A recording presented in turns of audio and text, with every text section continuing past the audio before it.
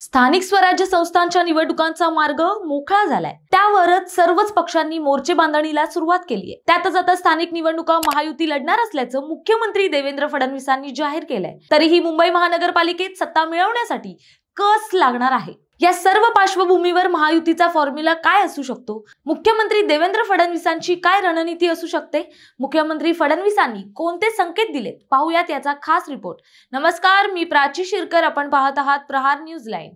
सर्वच राजकीय पक्ष आता स्थानिक स्वराज्य संस्थांच्या निवडणुकीसाठी आखाडे रचू लागलेत। मनसे, शिवसेना, उबाटा युतीचे संकेत, महायुतीच्या फॉर्म्युल्याचे संकेत, ठाकरे बंधू एकत्र आल्यास काँग्रेसची भूमिका, अपक्षांच्या अपेक्षा यावर राजकीय धुरळा सुरू आहे। त्यातच मुंबई महानगरपालिकेचं बजेट हे देशातील काही राज्यांपेक्षाही मोठं आहे। त्यामुळे मुंबई महानगरपालिकेची सत्ता काबीज करण्यासाठी सर्वच पक्षांनी कंबर कसली आहे। डिसेंबर-जानेवारी दरम्यान स्थानिक निवडणुका होणार असल्या तरी सर्वांचं लक्ष आहे ते मुंबई महानगरपालिकेवर। त्यातच आता मुख्यमंत्री देवेंद्र फडणवीस यांनी मुंबई महानगरपालिकेची निवडणूक महायुती एकत्रित लढणार असल्याचं सांगितलंय। त्याचबरोबर भाजपा, शिवसेना आणि राष्ट्रवादी या तीन पक्षांचा फॉर्म्युला ठरल्याचंही मुख्यमंत्री फडणवीसांनी स्पष्ट केलंय। मुंबई महानगरपालिका निवडणुकीसाठी मनसे आणि शिवसेना उभाटा यांच्यात युती होणार हे आता जवळपास निश्चित झालंय। त्यामुळे मत विभाजन होऊन महायुतीला फटका बसू शकतो। असं असलं तरी मुख्यमंत्री फडणवीस यांचा फॉर्म्युला चर्चेत आहे। मुंबई ताब्यात ठेवण्यासाठी भाजपा, शिवसेना आणि राष्ट्रवादी काँग्रेस मैदानात उतरणार असल्याचं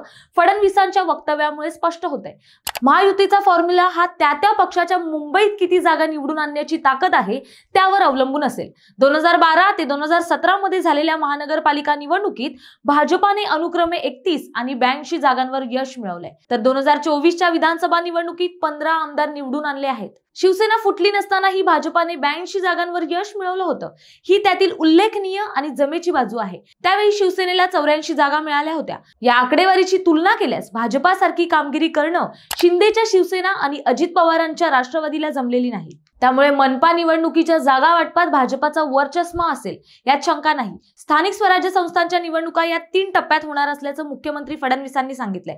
जिल्हा परिषद, नगरपंचायत आणि महानगरपालिका असा हा टप्पा असणार आहे। या सर्व पार्श्वभूमीवर मुख्यमंत्री फडणवीस यांची रणनीती महत्त्वाची ठरणार आहे। मुंबईचा विचार करता शिंदेच्या शिवसेनेची ज्या प्रभागात जास्त ताकद आहे त्या जागा दिल्या जाऊ शकतात, असाच विचार अजित पवारांच्या राष्ट्रवादीबाबत होऊ शकतो। ठाकरे बंधूंनी हिंदी भाषा सक्तीचा निर्णय मागे घ्यायला भाग पाडलं तरी मुंबईतील काही भागातील हिंदी भाषक भाजपाच्या पारड्यात मतं टाकू शकतात। तर दुसरीकडे मुंबई मेट्रो सारखे प्रकल्प आणि विकास कामांचा भाजपाला फायदा ठरू शकतो। बीडीडी वासियांना घर आणि मराठी भाषेला अभिजात भाषेचा दर्जा मिळवून देण्यात भाजपाचा मोठा वाटा आहे। हे मुद्दे मुंबई महानगरपालिकेच्या निवडणुकीत उपयुक्त ठरणारे आहेत। मुंबई आणि पूर्व पश्चिम उपनगराचा विचार करता भाजपा जास्त जागांवर दावा करू शकते। त्यात दक्षिण मुंबईतील प्रभागांवर भाजपावर जास्त भर असू शकतो, तर पूर्व उपनगरांमध्ये कुर्ला, मुलुंड या भागात शिंदेच्या शिवसेनेचा जोर आहे। तर राष्ट्रवादी पश्चिम उपनगरातील अंधेरी, गोरेगावमध्ये अजित पवारांच्या राष्ट्रवादीचे नेटवर्क बऱ्यापैकी आहे। त्यातूनच ज्यांना तिकीट मिळणार नाही ते स्वतंत्र उमेदवार म्हणून लढू शकतात। मात्र त्यावर फडणवीस यांची कडक नजर असू शकते। हा फॉर्म्युला एकाच सूत्रात बांधलेला आहे, तो म्हणजे महायुती। ठाकरे बंधू एकत्र आल्यास आणि महाविकास आघाडीत खळबळ न झाल्यास महायुतीला एकत्रित लढण्याशिवाय पर्याय नाही। त्यामुळे मुंबई महानगरपालिकेवर झेंडा फडकवायचा असेल तर मुख्यमंत्री फडणवीसांचा फॉर्म्युला उपयुक्त ठरू शकतो, कारण देवेंद्र फडणवीसांकडे उत्तम संघटन कौशल्य आहे, हिंदुत्व आणि विकास कामाची विचारधारा आहे, तसंच कार्यकर्त्यांच्या प्रशिक्षणापासून ते थेट मायक्रो प्लॅनिंग पर्यंत त्यांचा सहभाग असतो। एकूणच 10 जिल्हा परिषद, 25 नगरपालिका आणि 15 महानगरपालिकांच्या निवडणुका या महायुतीसाठी सेमीफायनल आहेत। मनपा विजयाने महायुतीच्या 2027 विधानसभेचा पाया घातला जाईल। त्यामुळे भाजपासाठी मनपा निवडणूक ही प्रतिष्ठेची ठरणार आहे।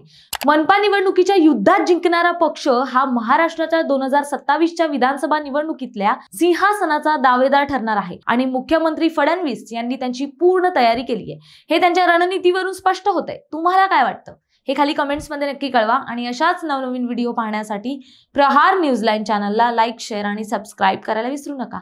धन्यवाद।